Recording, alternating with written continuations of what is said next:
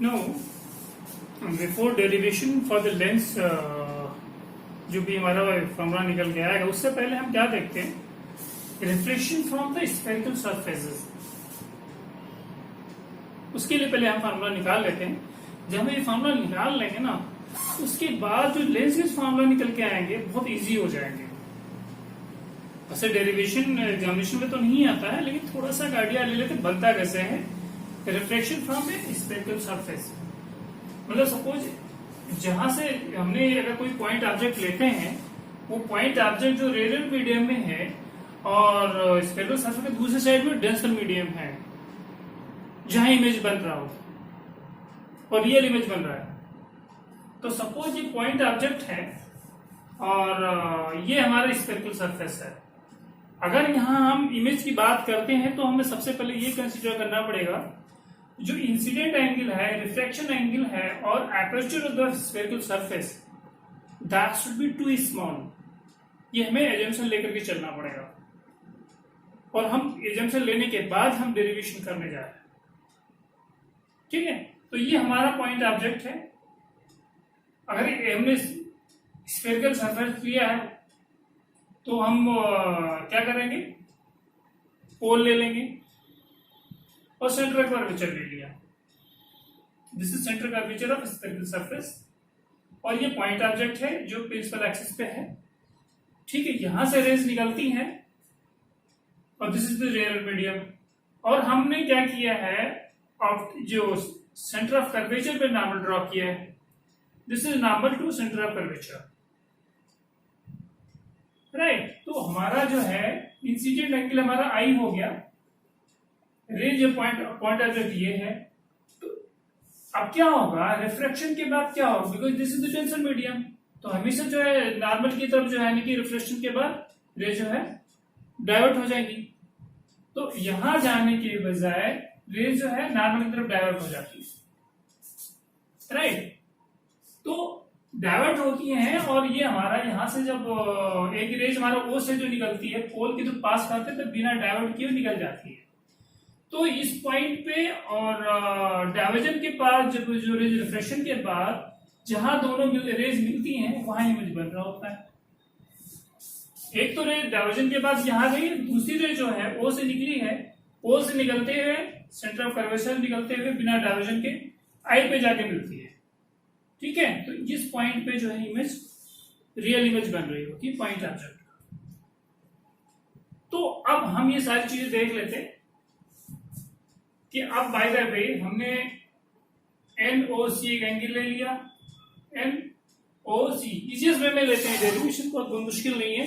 तो आइडिया होना चाहिए कि ये जो हमने फिगर ड्रॉ किया उसी हिसाब से बनना है। एजम्पशन हमने क्या किया है कि आई और जो एपर्चर है this one and this one, ये हमारा इस्तेमाल होना चाहिए, इतने एजम्पशन किया है। तो बस हमने एंगल ले लिया, एनओसी ले लिया। एनओसी में हमारा क्या हो, आई इक्वल टू कितना होगा, I equal to alpha plus gamma होगा एनओसी में। दूसरा एंगल हमने के लिए एन आई सी ले लिया। एक तो हमने एनओसी लिया है और एन आई सी लिया है। एन आई सी में हमारा क्या होगा, गामा इक्वल टू क्या हो जाएगा, R plus beta. Gamma equal to R plus beta, R plus beta. ठीक है, तो इसमें हम आर की वैल्यू निकाल सकते हैं, गामा माइनस बीटा हो जाएगा ये। तो ये तो हमारे इक्वेशन बन के निकल के आते हैं। इसी दो इक्वेशन से हमें सॉल्व करना है। ठीक है, एजम्पशन हमने कर ही लिया है कि आई आर और एपर्चर स्मॉल होगा, एजम्पशन में लिया है और वही साइन कन्वेंशन का फॉर्मूला है। हम सब पोल से डिस्टेंस लेंगे जो भी होगा। तो अगर ये जो पैरेक्सियल जो रेज हैं अगर ये बहुत ही स्मॉल हैं तो अल्फा और बीटा और गामा ये काफी स्मॉल हो। पैरेक्सियल रेज मतलब ये होता है कि पोल्स के काफी क्लोज होती हैं। पैरेक्सियल रेज मतलब जो रेज इज क्लोजर टू पोल, अगर ये क्लोज होंगी तो अल्फा और बीटा और गामा ये काफी स्मॉल होंगे। ये हमारे पास हो गया। तो इससे हम क्या करेंगे, अल्फा बीटा गामा निकाल लेंगे। अल्फा इक्वल टू क्या हो जाएगा, अल्फा इज इक्वल टू, अगर हम बात करते हैं तो this one by this one, alpha अगर हम बात करते हैं तो ऐसा कर सकते हैं tan अल्फा, तो tan alpha is equal to mn upon OM। और चूंकि ये अपर्चर फ्लो काफी, ये जो है काफी स्मॉल है, तो हम क्या करेंगे, OM को OP लिख सकते हैं, मतलब this one divided by this one is equal to tan alpha nm divided by OM। तो OM को OP लिख सकते हैं because this is near to pole, तो हम इसको OP लिख सकते हैं। इसी तरीके से हम बीटा की वैल्यू निकाल लेंगे, बीटा की वैल्यू निकाल लेंगे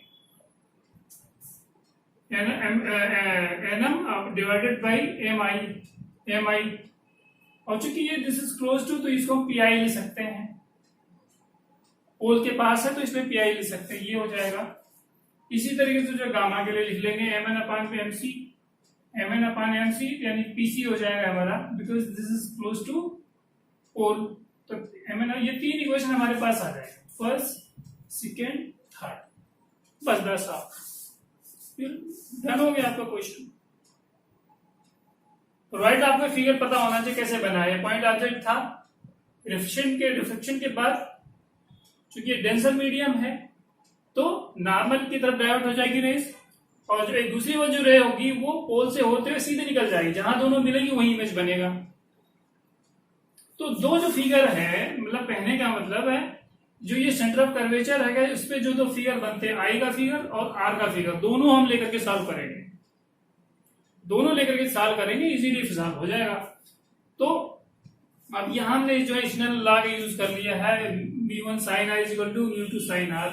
अगर i, चूंकि हमने पहले ही ले लिया है कि एग्जाम्पल करा है कि i और r और एपर्चर स्मॉल है, तो sin i equal to i हो जाएगा, sin r equal to r हो जाएगा। तो i और r की वैल्यू यहां से हम पुट कर देंगे, i और दिस इज i और r की वैल्यू यहां पुट कर दिया, यहाँ फिर अल्फा की वैल्यू यहां से पुट कर दिया, गामा की वैल्यू यहां से पुट कर दिया, बीटा की वैल्यू पुट कर दी।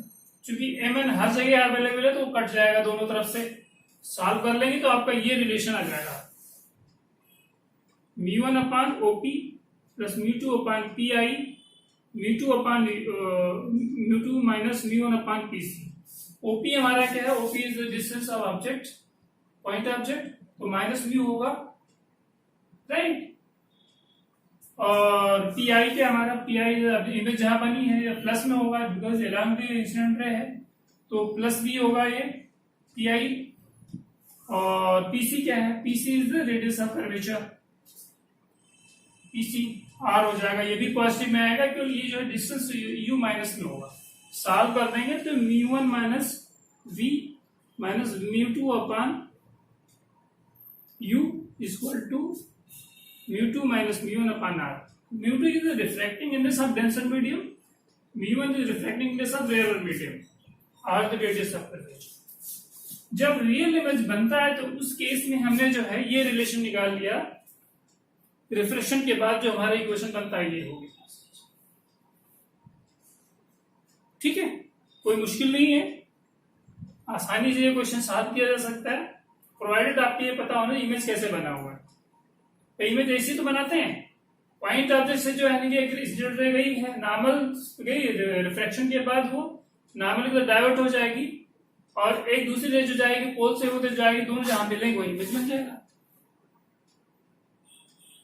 ठीक है। तो जो अब क्या करेंगे, दो ट्रायंगल ले लेंगे, दोनों ट्रायंगल को सॉल्व करेंगे, रेडियस सब्जेक्ट तो हमारे इंसिडेंट के लिए, आई के लिए और एक आर के लिए, दोनों सॉल्व कर लेंगे, फिर दोनों इक्वेशन जाकर पुट कर देंगे, ये आपका इक्वेशन आ जाएगा, μ2 minus V minus μ1 minus U is equal to μ2 minus μ1 upon r। ये हमारा जो है इक्वेशन अगर क्लियर। इसी तरीके से ये रियल इमेज के लिए होगा, इसलिए वर्चुअल इमेज की बात करते हैं, वो भी इसी तरीके सॉल्व होता है, ठीक है, उसका भी तकरीबन फॉर्मूला सेम होता है वर्चुअल इमेज के लिए। ये किस केस में लिया है, काइनेमेटिक्स का जो एक सिंगल स्फेरिकल सरफेस लिया है जो काइनेमेटिक्स का है। इसी तरीके से हम कॉन्केव भी निकाल सकते हैं। अगर सपोज ये V1 तो रेयर मीडियम में एयर ही है, तो आपके V1 की जगह पे आप जो है 1 लिख सकते हो। तो ये हमारा इक्वेशन बन के आ जाएगा mu minus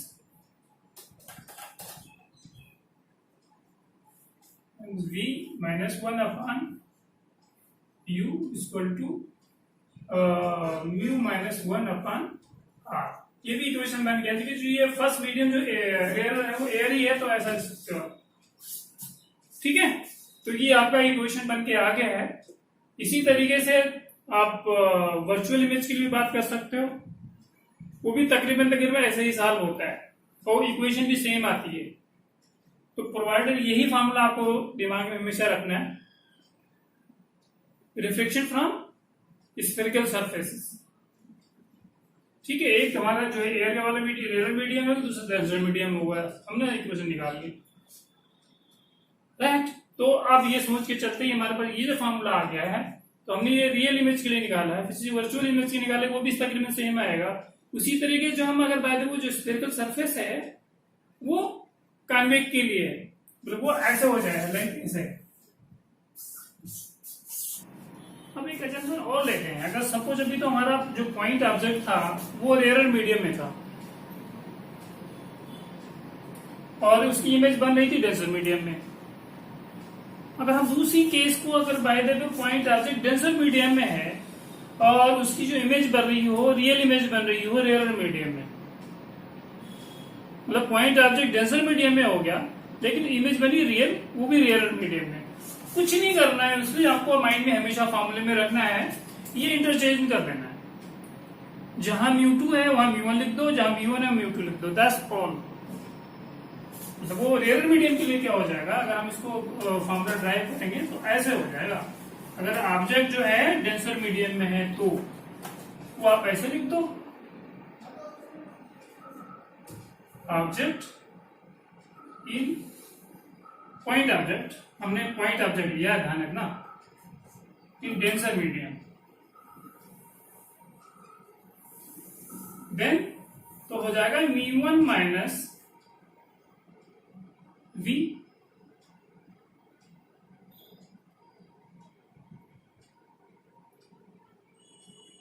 minus μ2 minus μ equal to μ1 minus μ2 upon R। और ये जो μ2 माइनस μ1 अपॉन R या μ1 माइनस μ2 अपॉन R क्या कहलाता है? This is the power factor of spherical refracting surface. This is the power factor μ2 minus μ1 upon R, μ1 minus μ2 upon R। मतलब ये कह सकते हो this is power factor of spherical refracting surface, जो which will give the idea to measure the degree,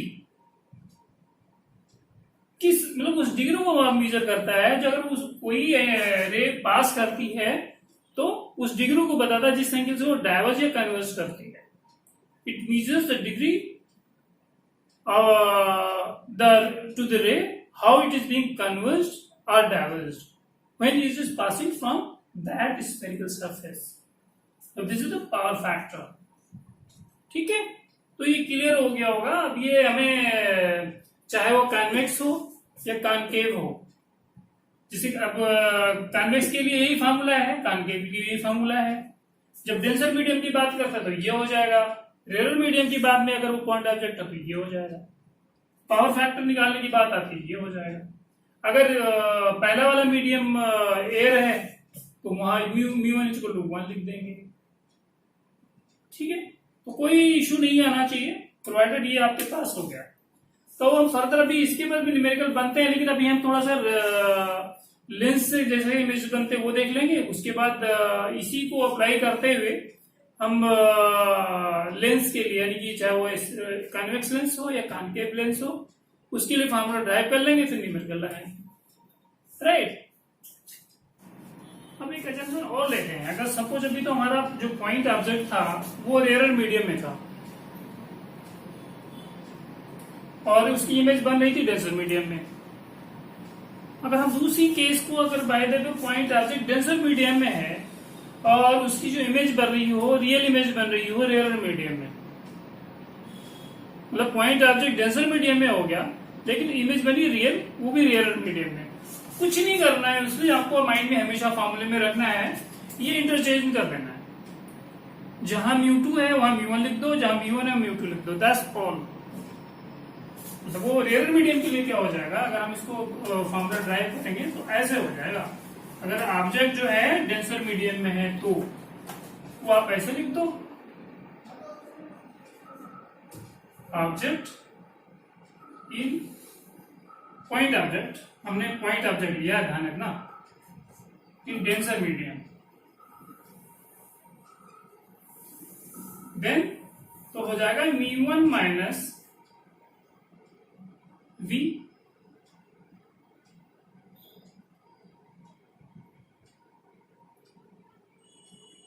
minus